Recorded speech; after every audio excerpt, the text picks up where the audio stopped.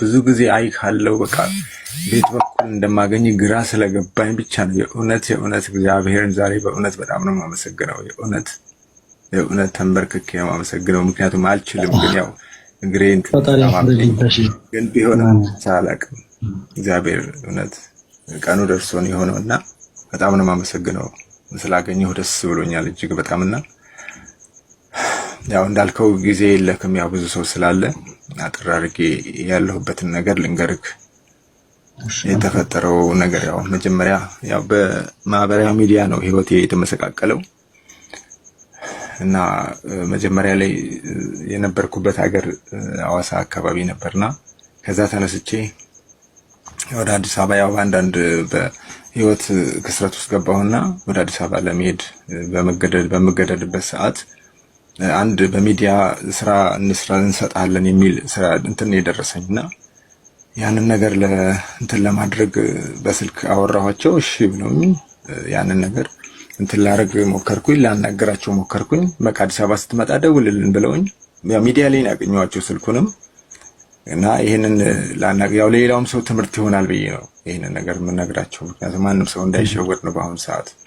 እና ሄጄ ላገኛቸው ሞከርኩኝ። ባገኛቸው ሰዓት ስልኬን የተቀበሉኝ እና አጋጣሚ ሆኖ ስልኬ ላይ የራሴ የሆነ ፐርሰናል ቪዲዮዎች ነበሩ፣ ማለት ፎቶዎች ምናምን ነበሩ ከየኔ ባለቤቴ እና ያንን ነገር ነው ከስልኬ ላይ የወሰዱት።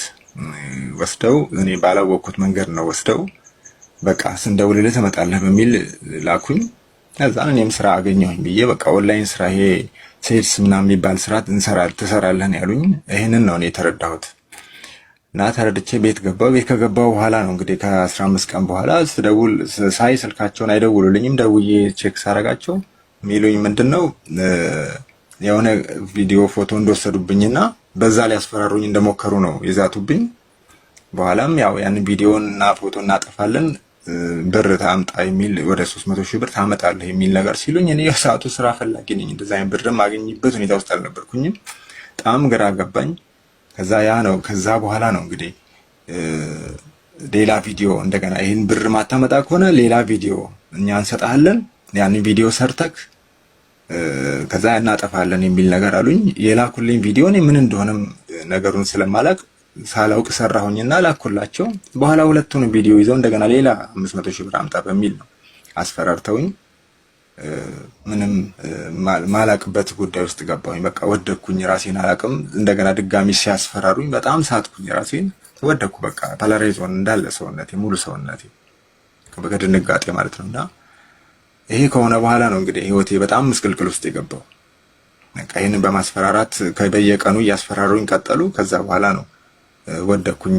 ያው ቤተሰብ ልጆች አሉኝ፣ ወለ ልጆች ባለቤቴም ነበረች። በዚህ ሁኔታ ውስጥ እያለሁኝ ያው ባለቤቴም ከአቅሟ በላይ ሲሆን እናቴ ተጠርታ ነው እንደገና ተመልሼ ወደ ሐዋሳ ልመጣ የቻልኩት። ወደ ሐዋሳ ስመጣ እናቴ በቅፍ ይዛ ነው የመጣችው፣ ተሸክማ ማለት ይቻላል። ያንን አድርጋ ወደ ቤት ይዛኝ መጣች። ቤት መጥቼ ረጅም ጊዜ ለ2 ዓመት ራሴን አላቅም ነበር።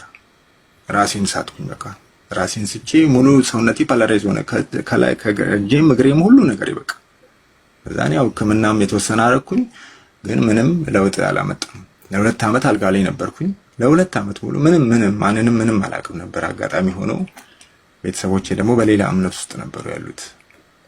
እንደገና ሌላ ስህተት ነው የተፈጠረብኝ እንደገና። ምክንያቱም ይህንን ነገር አመለጥኩኝ ብዬ ስል እንደገና ደግሞ ወደዚህ ወደ ቤተሰብ ስመጣ ደግሞ የነበሩበት እምነት ሌላ እምነት ነው፣ የፕሮቴስታንት እምነት ውስጥ ነው ያሉት እነሱ ሁሉ፣ እናቴም ቤተሰቦቼ ሁሉ። በዚህ ሁኔታ ውስጥ ሆነው ስመጣ ምክንያቱም መጀመሪያም ከዚህ ተጣልቼ ሄድኩት በዚህ የተነሳ ነው። ከእናቴ ጋር ለምን ሆንሽ በሚል ተጣልቼ ነበር የሄድኩት ወደ አዲስ አበባም ሲሄድ እና እንደገና ተመልሼ ስመጣ እነሱ ጋር ነኝ ያለሁት። ከእልም ከቅዠቴ ስነሳ ከዛ ከ2 ዓመት በኋላ ስነሳ እነሱ ጋር ነው ያለሁት። በኋላ በአንገቴ ላይ ክር ተበጥሷል። ብዙ ታሪክ ተፈጥሯል። በቃ ይሄ ሁሉ ነገር ሆኖ አሁን ኦልሬዲ ወደ 5 ዓመት ሆኖኛል እዚህ ከተቀመጥኩ። የትም መሄድ አልቻልኩ። መጨረሻ ላይ ያው ትዳሬም ተበላሸ፣ ተበተነ። ባለቤቴም ወዴት እንደሄደች የማውቀው ነገር የለም። አንዷን ልጄ ብቻ አጠገቤ ነው ያለችው። እሷን ይዤ በአሁን ሰዓት ዝም ብለን ለጨዋታ መግቢያ እንዲሆነን እስቲ ሁለቱ የክርስቶስ ባህሪያት ምንድን ናቸው? ሁለቱ የክርስቶስ ባህሪ ክርስቶስ ታዛዥ ነው። የስ ታዛዥ ነው። ያው ትሁት ነው ለማለት ነው አይደለ? በቃ ትሁት ነው። ኦኬ አንድ እሺ፣ ሌላ ምን ፈለቀ? አይበቃም? ሁለት ነው። አንተ አንድ እኮ ነው ነገርከኝ። ሁለት ነው። አንተ አንድ ነው ነገርከኝ። የኢየሱስ ባህሪ ሁለተኛ ደግሞ ታጋሽ ነው። ታጋሽ ነው። ኦኬ በቃ ሁለት ነው። ይበቃል። ምን ያህል በቂ ነው። በቂ ነው። እኔ ራሱ ይሄ ተኝተህ ስትመልስልኝ ተኝተህ እንደዚህ ጋደም ብለህ ስትመልስልኝ እውቀትህ እንደዚህ አለመፍሰሱ ፍስስ ነው የሚለው የብዙ ሰው ብዙ አመታቶችን ዋጋ ከፍዬ ያለው እግዚአብሔር አሁን ስለረዳኝ ከዚህ በኋላ ማወራቸው ሰዎች ሁሉ ተኝቼ ነው ማወራው።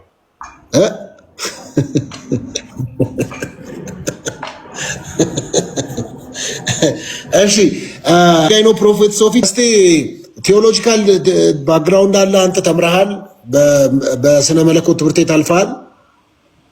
አዎ ጌታ የተባረከና የተመሰገነ ይሁን ስለ ሁሉም ነገር። የት ነው የተማርከው? አዎ ቃልዎት ላይ አንጋፋ ቃልዎት ለ3 አመት ሙሉ አፈር ዲሜ በልቼ ነው የወጣሁት። ዝም ብዬ አልወጣሁም እንደማንም ነብይ ብዬ። ዋው ቴንክ ዩ። በዲግሪ ነው ወይስ በዲፕሎማ? ዲፕሎማ። ኦኬ በጣም አሪፍ በጣም አሪፍ። እስቲ እንግዲህ አንተ አሁን ካልቪኒስት ነህ ወይስ አርመን ነህ? ምን ማለት ነው ደግሞ? እሺ ቶ በቃ እሱን እሺ ካልቪኒስት የለም አንተ ዝም ብለህ እሺ በቃ አሁን እሺ ተውት በቃ ካሌለ የለም።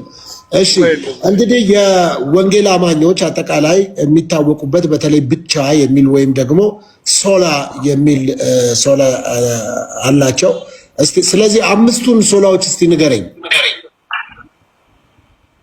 ወይ ከአምስቱ ሶስቱንም ከነገርከኝ በቂ ነው። ከምኑ ሶላዎች? ከብቻዎች፣ ከአምስቱ ብቻዎች አልገባኝም። ከአምስቱ አምስት ናቸው። ምን አምስቱ ሶላዎች ወይም ብቻዎች? አልገባኝም።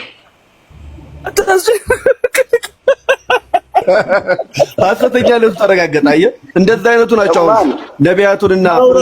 አንድ ጥያቄ ልጠይቅህ። ቅድም ምን አልክ? የክርስቶስ ሁለቱ ባህሪያት ስል ምን አልከኝ?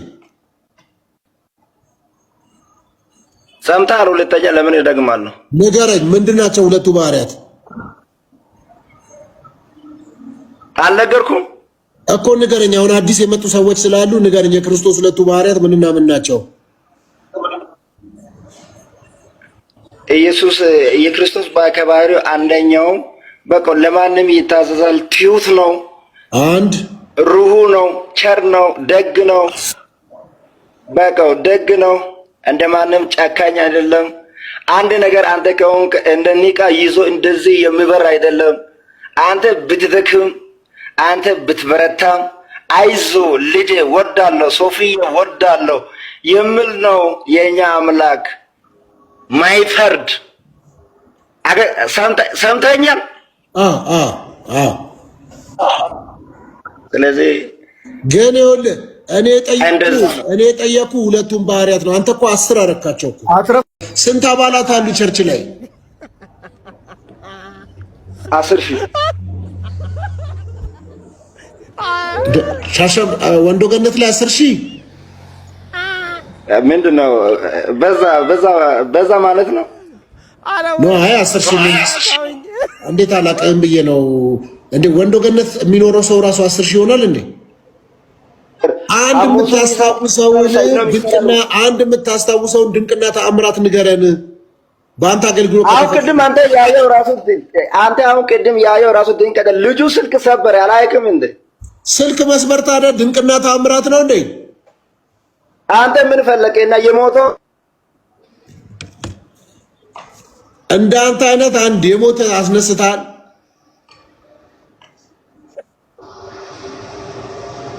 መነሳትም ራሱ ድንቅ አይደለም?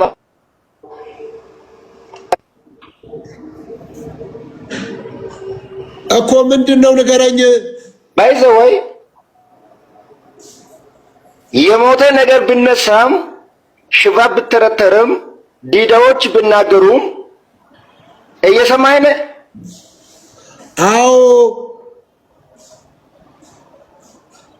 ስንት ዓመት ሆነ ቸርች ከጀመርክ? 3 ዓመት። ኦኬ። መጀመሪያ የቸርች ነበርክ? መሰረተ ክርስቶስ። ኦኬ።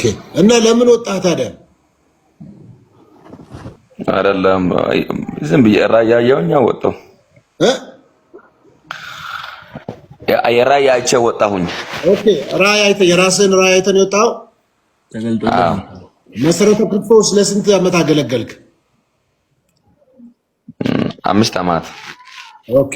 ከዛ ራእዩ ምን አይነት ነበር? እስቲ እንዴት አይነት ራእይ ነው ያየኸው?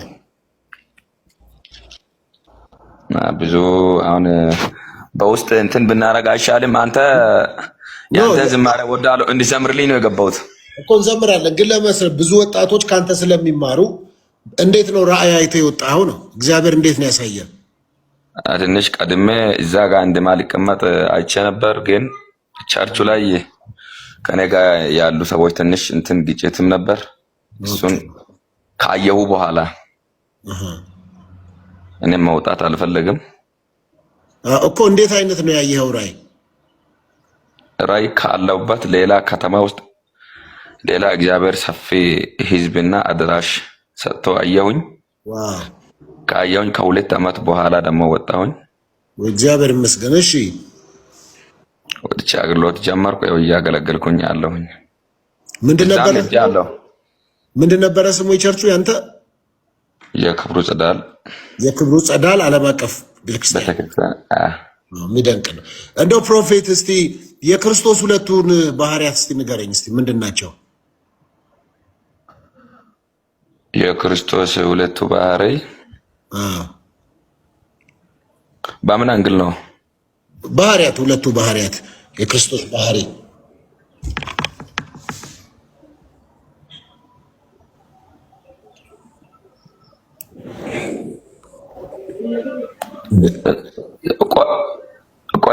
አልደረሰም እንደሱ